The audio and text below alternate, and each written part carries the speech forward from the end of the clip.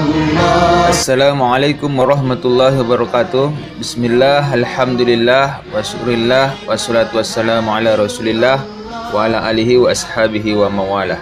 Amma ba'du, ananda semuanya, mari sama-sama kita berdoa dan bersyukur kepada Allah Subhanahu wa Ta'ala yang selalu memberikan kepada kita nikmatnya sehingga kita dapat melaksanakan aktivitas sehari-hari dan juga menuntut ilmu dan selalu mengharap ridho Allah Subhanahu wa Ta'ala.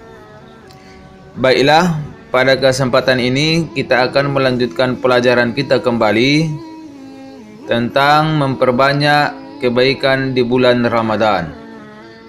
Ananda semuanya, di dalam bulan Ramadan kita harus memanfaatkan bulan yang penuh dengan barakah, bulan yang penuh dengan rahmat. Jadi kita selalu memperbanyak amal-amal ibadah baik di siang hari maupun di malam hari. Nah, berikut adalah beberapa contoh perbuatan baik dan ibadah-ibadah yang bisa kita lakukan di bulan Ramadan yang penuh barakah.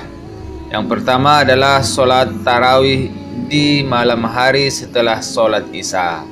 Jadi setiap malam pada bulan Ramadan kita bisa melaksanakan sholat tarawih berjamaah setelah sholat Isya. Jadi kita bisa sholat di masjid maupun di rumah. Kita melaksanakan sholat tarawih berjamaah dan ditutup dengan sholat witir.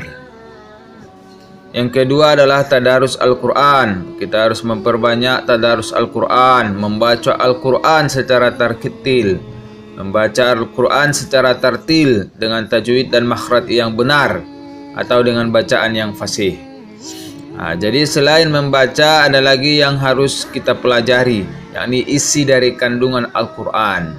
Jadi tadarus Al-Quran dapat kita laksanakan baik di rumah maupun di masjid, di musola dan tempat yang lainnya, baik sendiri-sendiri maupun secara bergantian.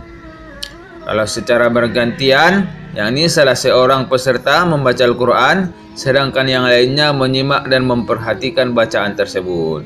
Apabila kita jumpai kesalahan, maka kita harus segera membenarkannya sesuai dengan bacaan semestinya.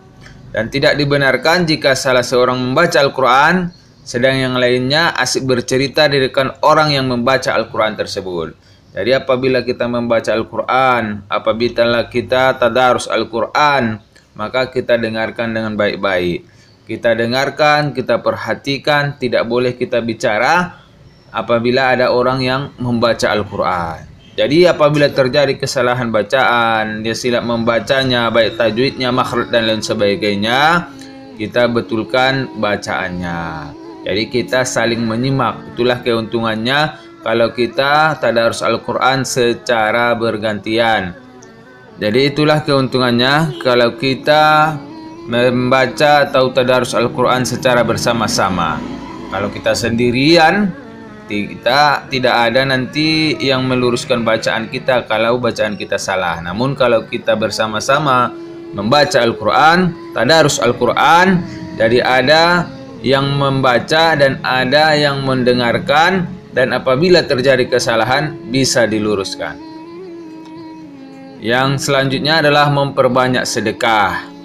Jadi di bulan Ramadan kita juga dianjurkan untuk memperbanyak sedekah, memberikan sesuatu yang bermanfaat kepada orang lain dengan niat ikhlas karena mengharap ridho dari Allah Subhanahu wa Ta'ala. Kita harus memberikan sesuatu yang bermanfaat kepada orang lain lillah, karena Allah Subhanahu wa Ta'ala, bukan mengharapkan yang lain-lain.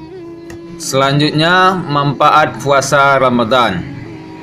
Ananda semuanya, manfaat orang yang berpuasa, terutama di puasa bulan Ramadan, adalah sangat banyak.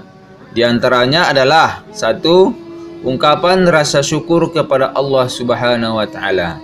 Jadi ibadah puasa dan ibadah lainnya merupakan ungkapan rasa syukur kita atas nikmat yang diberikan oleh Allah Subhanahu wa Ta'ala. Yang kedua adalah melatih kejujuran. Jadi di saat kita berpuasa, di saat kita menahan lapar dan dahaga, kita mampu untuk tidak makan dan minum meskipun tidak ada yang melihat. Jadi kita yakin bahwasanya Allah Subhanahu wa taala Maha melihat. Itulah melatih kejujuran kita. Jadi baik ada orang maupun tidak ada orang yang melihat, kita tetap berpuasa, menahan lapar dan dahaga, karena kita yakin bahwasanya Allah Subhanahu wa taala selalu melihat kita. Yang ketiga adalah menanamkan rasa kasih sayang. Dengan berpuasa, kita dapat merasakan penderitaan orang lain. Karena banyak orang yang merasakan kelaparan dan kehausan. Jadi kita harus mengasihi dan menyayangi dengan memberikan bantuan agar mereka juga merasakan kebahagiaan. Jadi Anda semuanya, saat kita berpuasa, kita merasakan bahwasanya orang yang tidak dapat makan, yang tidak dapat minum, bagaimana penderitaan orang lain, kita bisa merasakannya sehingga tumbuh di dalam diri kita rasa kasih sayang, rasa saling mengasihi, saling berbagi. Dan yang keempat adalah sehat jasmani dan rohani. Jadi Anda semuanya, orang yang berpuasa akan merasakan sehat jasmaninya dan rohaninya. Rasulullah SAW pernah mengatakan, sumu tasihu, berpuasalah kamu supaya kamu sehat. Yang kelima adalah melatih kesabaran atau pengendalian diri. Jadi Anda semuanya, ibadah puasa kita juga dapat membentuk sikap sabar. Sedangkan sikap sabar ini adalah sikap utama untuk sukses. Contohnya umpamanya, orang yang ingin sukses dan berprestasi di sekolah harus sabar dalam belajar. Jadi kita harus sabar dalam belajar. Kita harus sungguh-sungguh dalam belajar kalau kita ingin sukses. Ingin sukses masuk surga sekalipun harus sabar mentaati perintah Allah Subhanahu wa taala. Jadi Anda semuanya, bagi yang ingin sukses di dunia dan akhirat, bagi yang ingin bahagia di dunia dan akhirat, kita harus menggunakan sikap sabar. Jadi Anda semuanya, sangat banyak sekali hikmah yang kita dapatkan bila kita melaksanakan perintah Allah Subhanahu wa taala, yakni berpuasa di bulan Ramadan.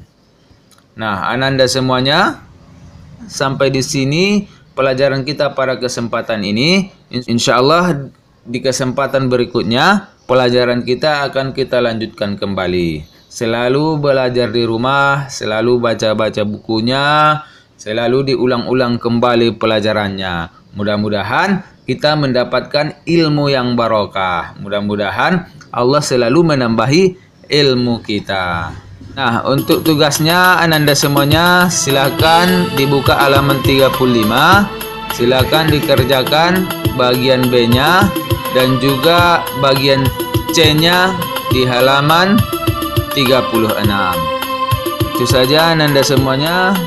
Jangan lupa selalu jaga kesehatan, rajin beribadah, dan tetap semangat dalam belajar. Akhirul kalam, wassalamualaikum warahmatullahi wabarakatuh.